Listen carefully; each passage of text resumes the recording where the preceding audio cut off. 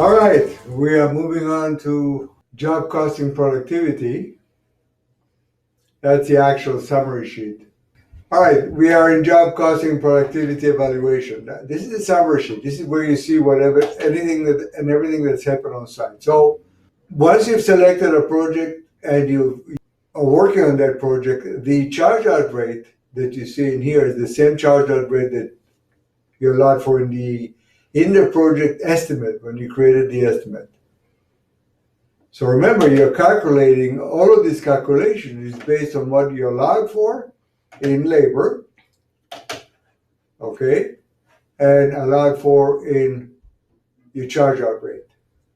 All right, so to the left, you've got the code. Each task it's got its own code.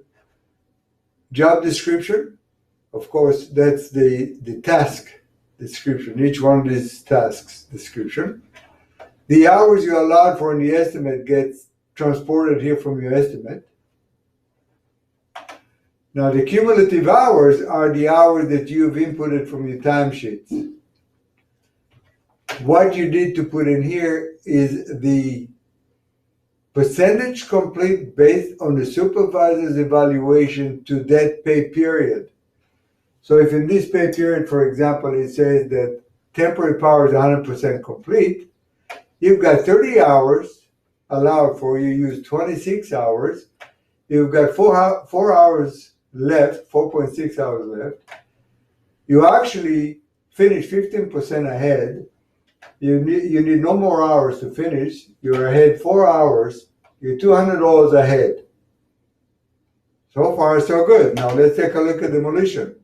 So what you see in here now is that 281 hours allowed, 35 hours complete, or 35 hours used. It's 15% complete. You've got 246 hours left. You're actually 87% ahead in your hours. You've got 198 hours to complete. And you've got 48 hours. You will have 48 hours left. When you finish, you'll be $2,222 under your estimated time. Now let's see the next task. Looking at this second scenario, we've got concrete. We've got 75 hours, 75 and a half hours allowed, 15 hours used, 10% assessed on site by the supervisor that he sees as complete. You've got 60 hours left, or 80% of that code left. So looking ahead, we need 135 hours to complete that code. That means that you are falling behind and you will need 74 hours more, 7,400 more than you've allowed for. If it's 135 minus the hours you're allowed for, you've got 74 and a half hours left.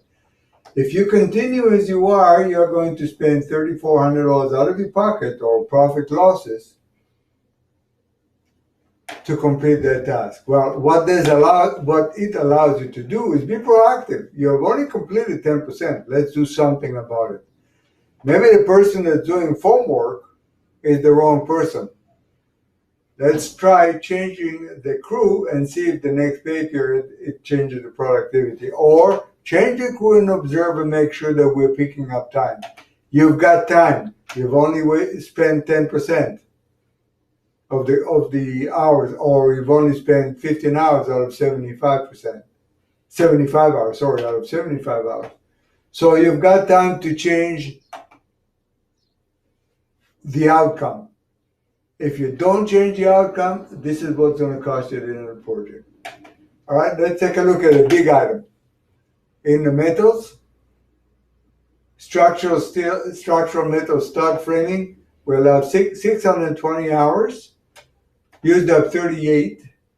According to the supervisor on site, you've actually completed 10%. That means that you've got 93.5% or 94% to complete the project, or 582 hours.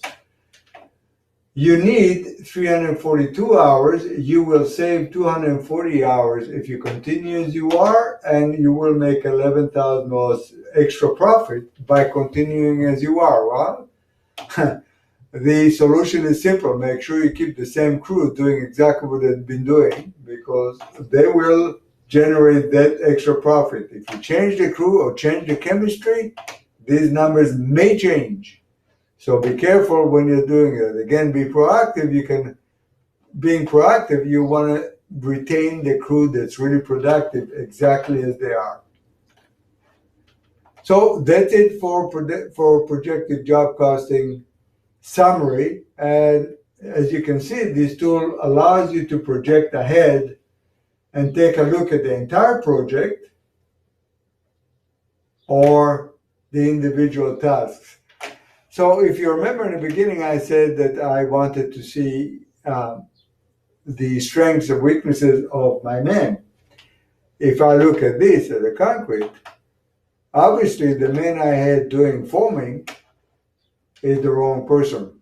So it allowed me to change the manpower right away to make sure that I can mitigate these losses and change the outcome to either positive or at the very least less of a loss. We've got all that information. What do we do with it? All right. It allows us to be proactive, but it allows us to do even more than that. So let's move on to the home page, and I will explain to you what we can do with these numbers.